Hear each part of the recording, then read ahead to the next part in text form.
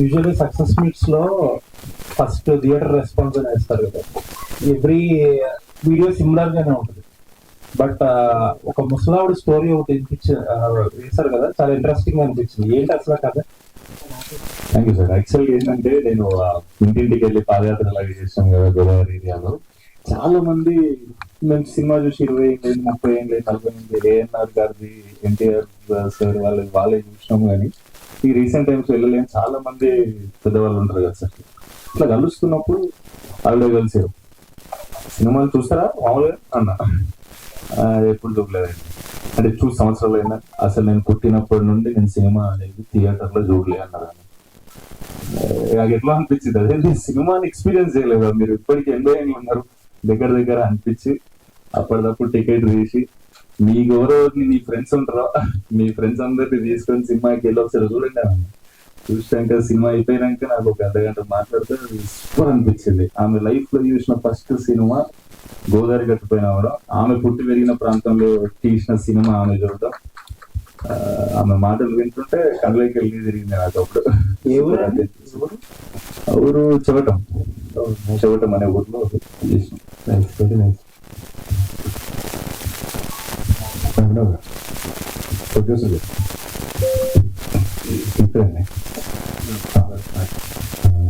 మీరు ముందు నుంచి ఊహించాను అన్నారు, అంటే ఇది నిదానంగా అవుతుంది, పికప్ అవుతుంది అని చెప్పేసి.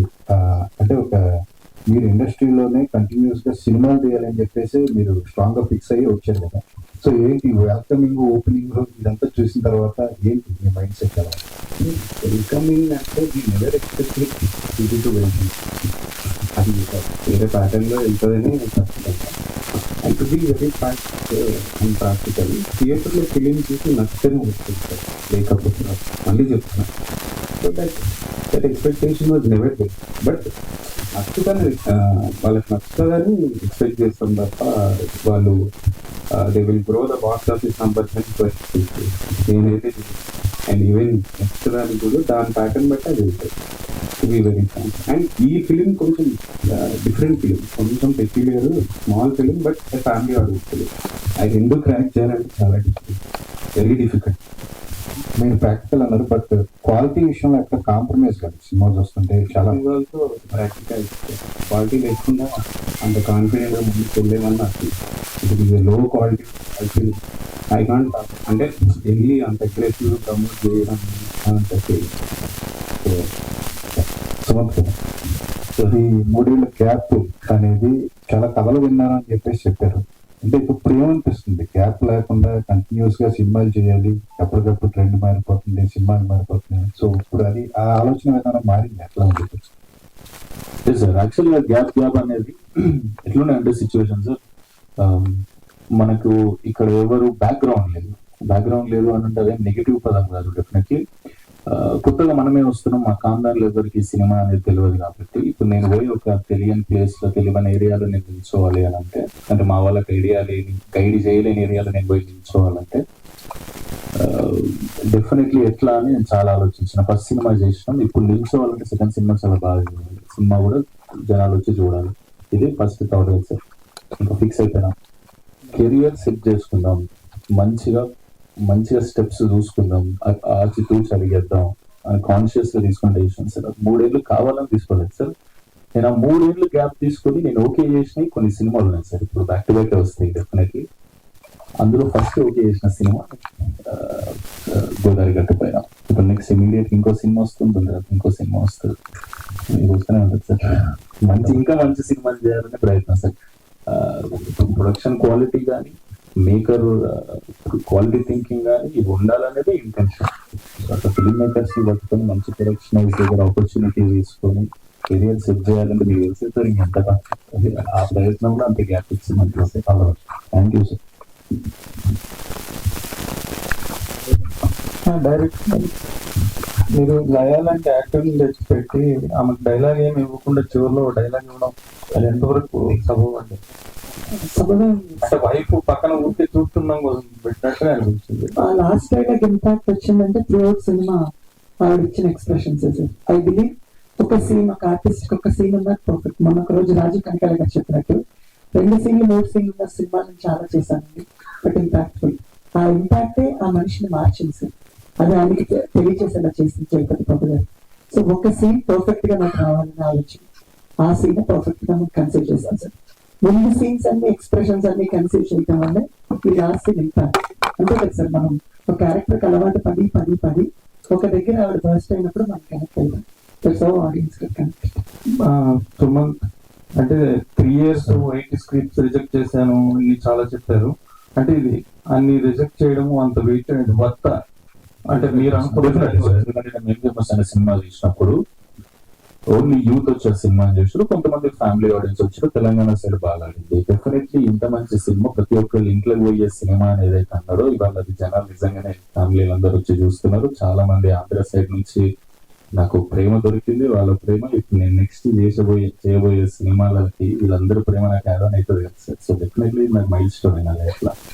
నా సెకండ్ సినిమా 100% నేను అప్గ్రేడ్ ఫీల్ లోనే ఉన్నా సార్. కొత్త ఆడియన్స్ నాకు ఇచ్చినప్పుడు డెఫినెట్లీ హ్యాపీగా సార్. మీ ప్రోడక్ట్ కి కొత్త కస్టమర్స్ వస్తే డెఫినెట్లీ హ్యాపీ అవ్వాలి సార్. సో నిజంగా వాడుతుంది సార్.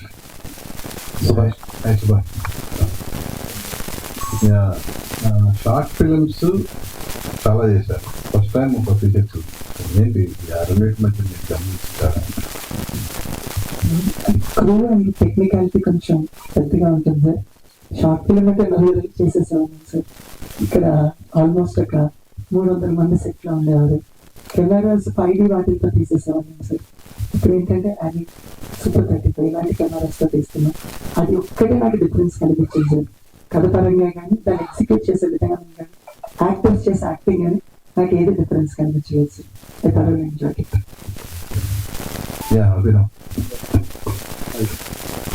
బేసికల్ గా మీరు food business, so food business కి సినిమా బిజినెస్ కి మధ్య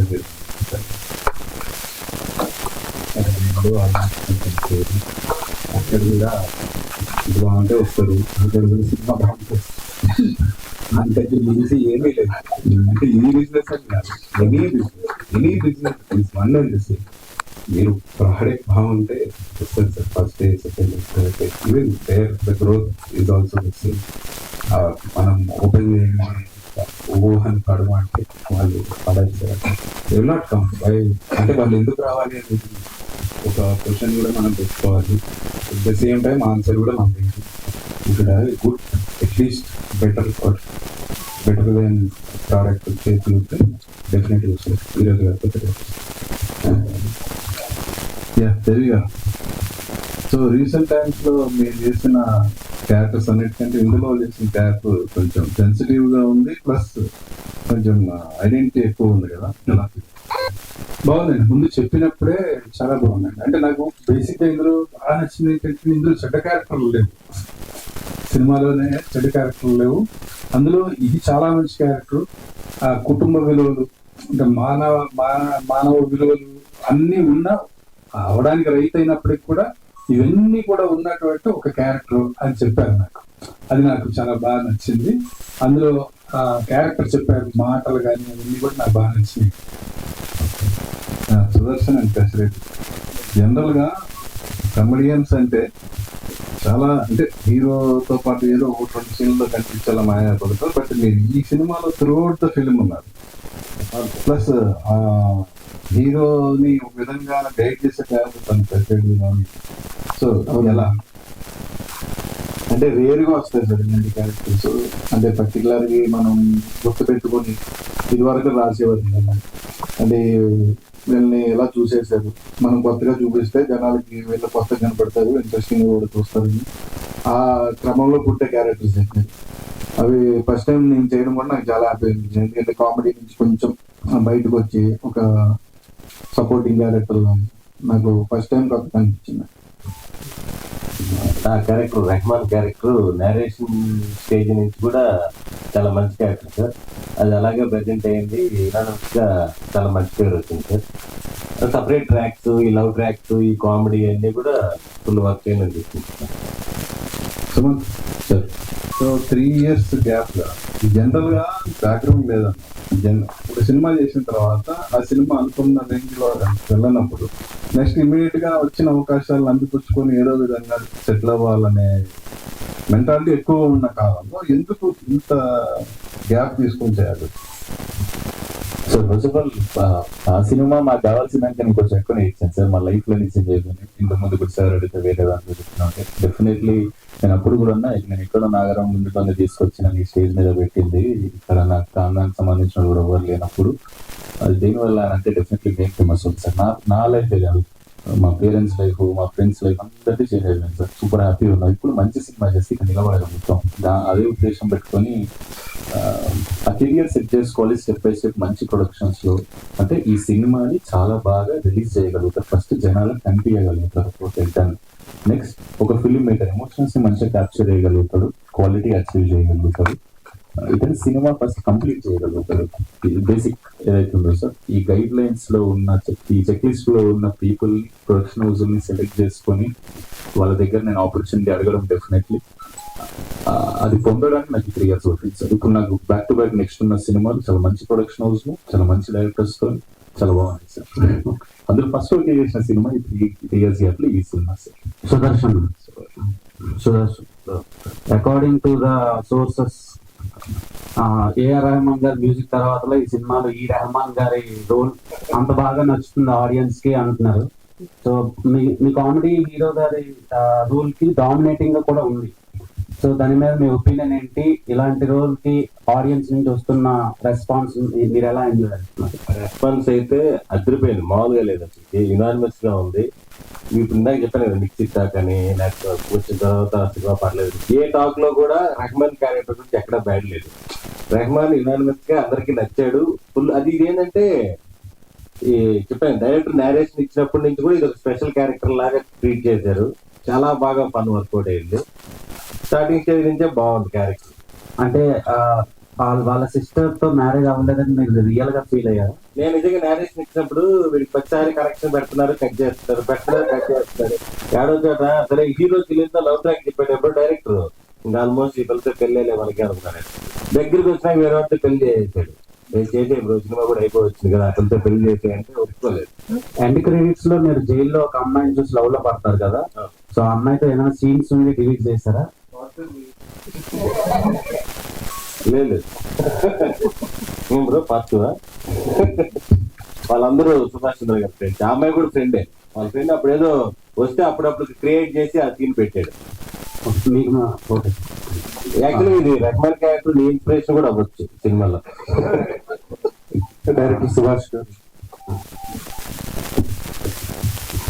సరే సినిమాని బాగా న్యాచురల్ గా తీశారు. అంతా చాలా మంచి సీన్స్ ఉన్నాయి సినిమాలో, ఎమోషనల్ సీన్స్ కానీ. హీరోయిన్ క్యారెక్టర్ ని మీరు డెవలప్ చేసిన విధానం కూడా చాలా బాగుంది. అయితే అంత స్ట్రాంగ్ ఉమెన్ క్యారెక్టర్ ఒక హీరో చెంపదెబ్బ కొట్టగానే ఆమె లవ్ లో పడిపోవడం అనేది ఎంత న్యాచురల్ గా అనుకున్నారు? యాక్చువల్గా దానికి రీజనింగ్ ఉంది. నేను ఎడిట్ ట్రిమ్ చేసాము, మాకు అది కూడా తెలుసు. ఎవిడెంట్ గానే అనిల్ ఇక్కడ ఉన్నారు. సో ఏంటంటేనండి, ఇట్ ప్రేమలో పట్టం కాదండి, ఒక ఇన్ఫాక్చుయేషన్ ఫీలింగ్. ఒక ఏజ్ లో ఒక ఫీలింగ్స్ ఉంటాయి. ఇక్కడ ఇలా జరగలేదు అంటే ఎక్కడ అలా జరగలేదు అని కాదు సార్. చాలా చోట్ల చాలా సందర్భాల్లో డిఫరెంట్ అకేషన్స్ లో ఒకరితో లవ్ లో పడతారు. ఎందుకనేది ఎవరు చెప్పరు. సో నేను ఏంటంటే ఇన్ఫాక్చుయేషన్ ఫీలింగ్ ని ఒక చంపదెబ్బతో ఇద్దరికి కనెక్ట్ చేద్దాం అనే ట్రై చేసిన ఫీజ్. అది ఎక్కువ మంది నాకు మీరు అడిగినట్టు సార్ చాలా మంది ఎక్కువ మంది చెప్పారు. సో దాన్ని ఏంటంటే నేను ఎక్కడో సరిగ్గా కన్వే చేయలేదని నాకు అనిపించింది. నేను అనుకున్న థియరీ అంటే నా మైండ్ లో ఒకటి ఉంటుంది కదా సార్, అది ఎక్కడో నేను పర్ఫెక్ట్ గా అది ఎగ్జిక్యూట్ అది కరెక్ట్ గా అవ్వలేదేమో, మేబీ జనాలకి రీచ్ అవ్వలేదేమో. దాని తర్వాత లేటర్ పార్ట్ లో రీజన్ ఇస్తాను అనమాట, ఎందుకు నేను నచ్చాను నీకు అంటే. యూజువల్లీ నేను అందరినీ కొడతాను, నువ్వు అనుకోట్టు ఆ ఇన్స్టిట్యూట్ లో నాకు అలా ఒక చిన్న ఫీలింగ్ ఏర్పడిందని చెప్తుంది. అది మొత్తం ట్రెండ్ లో తీసేసాం. బేసికల్గా ఏంటంటే దాన్ని ఎక్కడ సరిగ్గా కన్వే చేయలేదని ఒక ఇది ఉంది sir. But it's all about steps. Learn, నేర్చుకుని నెక్స్ట్ ఇక బెటర్ గా పర్ఫార్మ్ చేయాలి. That's how I feel. Sumanth Prabhas garu, congratulations. Thank you sir. Normal గా ఒక ఆటో డ్రైవర్ కి ఇలా ఇద్దరు అమ్మాయిలు వెంబడి పడి బయట అలా ఉంటదా రియాలిటీలోకి వెళ్తే? అంటే సినిమాలో చాలా బాగా ఎంజాయ్ చేస్తారు ఆడియన్స్. ఆ మినుగురు పురుగులు ఆ scene and then love scenes, ఆటోలో రొమాంటిక్ సీన్స్, ఇవన్నీ బాగా ఎంజాయ్ చేస్తారు. కానీ రియల్ లైఫ్ లో అలా జరిగే ఛాన్స్లు ఉన్నాయి అంటారా? మీరు ఆటో డ్రైవర్ క్యారెక్టర్ చేశారు కదా, ఆటో వేసుకుని ట్రై చేస్తానండి. ఏంట్రా నీ గుర్తొచ్చినట్టే అంటే కొంచెం ఆ రియాలిటీకి ఎలా కనెక్ట్ అవుద్ది అనుకుంటున్నారు? ఆటో డ్రైవర్లు ఎప్పుడు ఒక యాంగిల్ లోనే ఉంటారు కదా, ఎప్పుడు హార్డ్ వర్క్ చేస్తూ సో ఇలా ఉంటారు కదా. సో మీకు మంచి లవ్ స్టోరీ క్రియేట్ అయింది ఒక ఆటో డ్రైవర్ కూడా. బ్రో అది కూడా హార్డ్ వర్క్ నేను కన్ఫ్యూజ్ అయినా. ఒక్క లైన్ లో ఒకసారి ఫ్రేమ్ చేశాను కానీ నేను డెఫినెట్లీ ఆన్సర్ ఇస్తాను. ఇప్పుడు మీరు మూవీలో ఆటో డ్రైవర్ క్యారెక్టర్ ప్లే చేశారు కదా, సో బయట ఆటో డ్రైవర్స్ కి ఇలా ఇక్కడ హీరోయిన్లు, ఒక రొమాంటిక్ సీన్స్, ఇలా మంచి ఫ్రెండ్స్, ఊరంతా ఒక హీరోయిటిక్ వైబ్ ఇవ్వడం, అలాంటివి ఆటో డ్రైవర్ జరగవు. ఆటో డ్రైవర్స్ చూసి ఓహో ఇలా కూడా ఉంటారా ఆటో డ్రైవర్లు అని అంటారు కదా. డెఫినెట్లీ హీరోయిక్ యాటిట్యూడ్, హీరోయిక్ వైపు ఉన్న ఆటో డ్రైవర్లు చాలా మంది ఉంటారు పల్లెటూళ్ళలో పోతే. నేనే పాదయాత్ర అని చెప్పి గోదావరికి పోయినప్పుడు చాలా మంది వచ్చి కలుస్తుంటారు కదా, ఆటో డ్రైవర్స్ కూడా చాలా మంది కలిసినారు. డెఫినెట్లీ సూపర్, వాళ్ళ లైఫ్ లో వాళ్ళు హీరోనే. డెఫినెట్లీ వాళ్ళ నుంచి రెస్పాన్స్ ఎలా వచ్చింది, మీకు ఎలా? సూపర్ వచ్చింది, అది సూపర్ పాజిటివ్ ఉంది. ఎందుకంటే చాలా క్యారెక్టర్స్ వస్తాయి సార్. మనం ఒక పెద్ద మనిషి అన్నాడు అందులో ఆటో డ్రైవర్, ఒక 50 ఏజ్ ఉంటుంది. ఆయన అన్నాడు ఎప్పుడు ఆటో డ్రైవర్ అంటే ఇట్లా ఫుల్ ఎక్స్ట్రోవర్ట్ లాగా, ఫుల్ పాన్ తినుకుంటా, సిగరెట్ తాగకుండా, మందు తాగకుండా అట్లా చూపిస్తారు. కానీ మీ దాంట్లో చాలా మంచి లాగా, చాలా ఇంట్రోవర్ట్, ఇట్లాంటి ఆటో డ్రైవర్ కూడా ఉంటారు సార్. మా మీద ఇట్లా తీస్తే చాలా బాగా అనిపించింది, అప్రిసియేషన్ ఇస్తే చాలా మంచిగా అనిపించింది. డెఫినెట్లీ ఉంటారుగా అన్ని ఫీల్డ్స్ లో అన్ని రకాల మనుషులు. యాక్చువల్లీ సార్ ఒకసారి యాక్చువల్లీ ఎక్స్టెన్షన్ తనకి చిన్న ఆటో డ్రైవర్ చేస్తున్నప్పుడు ఒక ఆటో డ్రైవర్ తో ట్రావెల్ అయ్యాను కొన్ని రోజులు, 15 రోజులు. ఆ ఆటో డ్రైవర్ సేమ్ అలాంటి యాటిట్యూడ్, సేమ్ ఇంట్లో బాధ్యత తీసుకుని ప్రతి రూపాయి కష్టపడుతూ ఒక అమ్మాయిని ఇష్టపడ్డానన్నా నా పొజిషన్ ఏంటంటే ఇంత సంపాదించాలి, అంత చూపించాలి, తను చదువుకుంటున్నారు, నేను ఆటో డ్రైవర్. ఇదే సిచ్యువేషన్, అదే ఆటో డ్రైవర్ దగ్గర మన ఆటో డ్రైవింగ్ నేర్చుకున్నారు. సుమంత్ గారు, ఆటో డ్రైవర్ క్యారెక్టర్ చేసిన వాళ్ళందరూ చాలా పెద్ద పెద్ద స్టార్స్, సూపర్ స్టార్ కానివ్వండి, పవన్ కళ్యాణ్ గారు కూడా డ్రైవర్ క్యారెక్టర్ చేశారు. అండ్ ఇది రీసెంట్ టైమ్స్ లో మీరు కూడా డ్రైవర్ క్యారెక్టర్ అతనికి దాని, అండ్ ఇప్పుడు మీరు కూడా చేస్తున్నారు. ఐ హోప్ సో మీరు కూడా ఒక పెద్ద స్టార్ అవ్వాలని కోరుకుంటున్నాను. థ్యాంక్ యూ అండి, thank you so much, positive vibes. Subhash thank you so much sir అంటే